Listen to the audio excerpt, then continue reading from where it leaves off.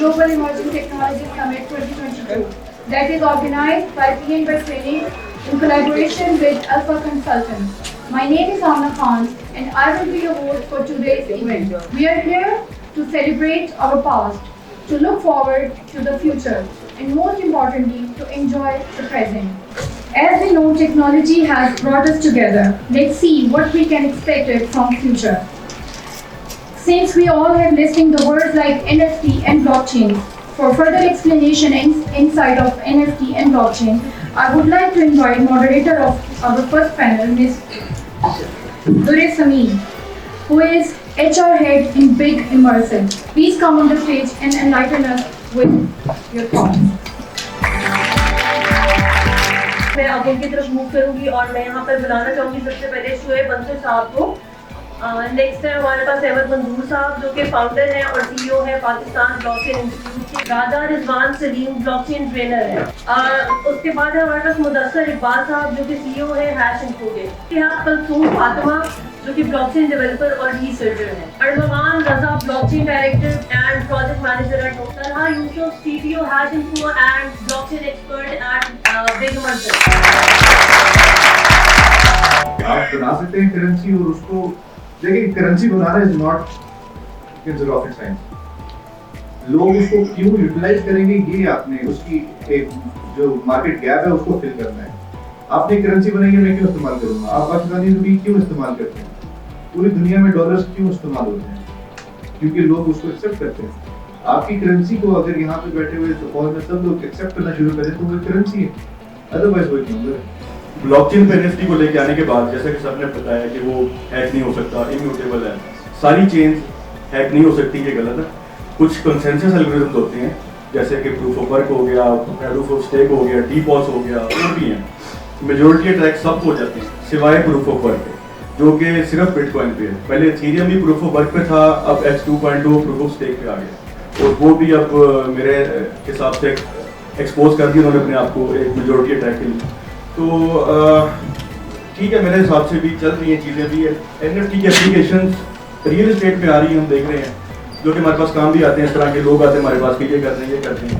Real estate है, medical की है फील्ड, इसमें NFT का काम है इसमें।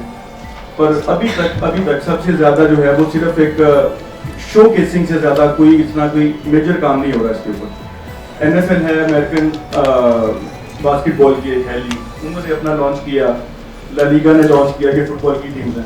तो इसका कोई जो एप्लीकेशन जी इसमें पोटेंशियल बहुत ज़्यादा है, लेकिन इसको यूज़ नहीं किया जा रहा अभी तक उस तरह से जिसके लिए ये बनी थी। लोगों को तो पता नहीं था, पहले पैसा कमाने के लिए सबने किया, लेकिन अब वो आइडेंटिफाई कर रहे हैं उसको कि इनकी एप्लीकेशंस क्या हैं। तो आई थिंक अभी there are few years. Thank you. Security को लेकर काफ़ी लोग इनसिक्योर हैं क्योंकि उनका जो डाटा होता है वो बेसिकली सिक्योर नहीं होता। और स्पेसिफिकली जैसे अगर कोई भी बंदा कुछ पेंटिंग कर रहा है, कोई पिक्चर बना रहा है, क्योंकि यहाँ पे उसका कोई भी डॉक्यूमेंट है, उसका कोई आर्ट है, कुछ भी है, तो समटाइम वो चीज़ें भी होती है कि उनको कोई ना कोई चोरी कर लेता है या फिर उनमें चेंजेस आ जाते हैं, कोई उनका डिज़ाइन कॉपी कर लेता है।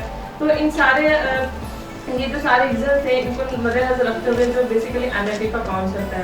अब NFT का कॉन्सेप्ट ब्लॉकचेन के साथ इस तरह एसोसिएट किया जा सकता है बिकॉज ब्लॉकचेन इटसेल्फ जो है वो सिक्योरिटी को इम्प्रूव करती है। ये इसके लिए जो मेजर टर्म यूज की जाती है वो ये कि इम्यूटेबल है। अच्छा, NFT क्यों खरीदे ना?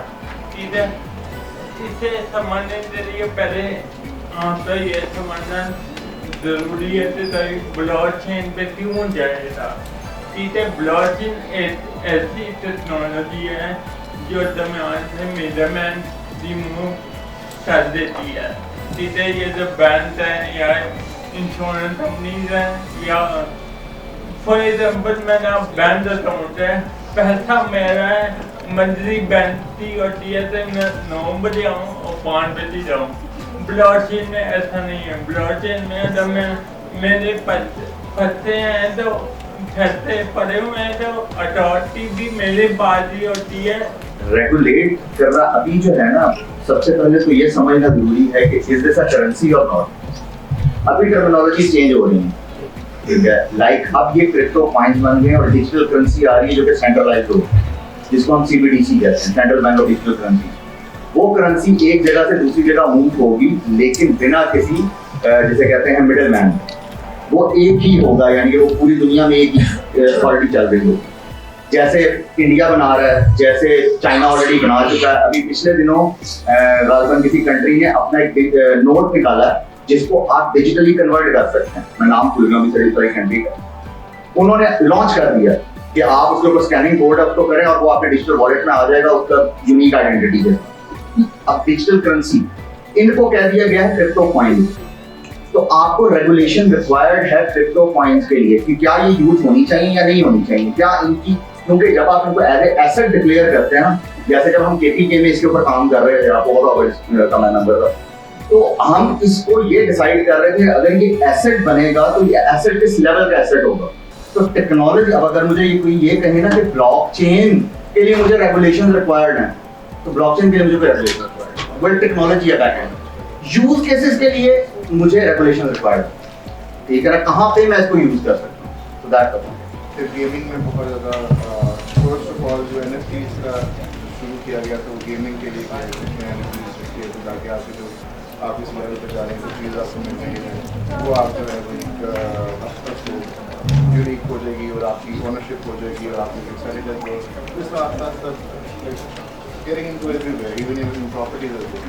So because this is as you said कि कुछ इसको डिसेंट्रलाइज करना है, क्योंकि किसी की ऑनरशिप नहीं, किसी एक मैं बहुत शुक्रगुजार हूँ आप सबकी, जो आपने अपने कीमती वक्त में हमारे लिए वक्त निकाला, बहुत शुक्रिया, थैंक यू।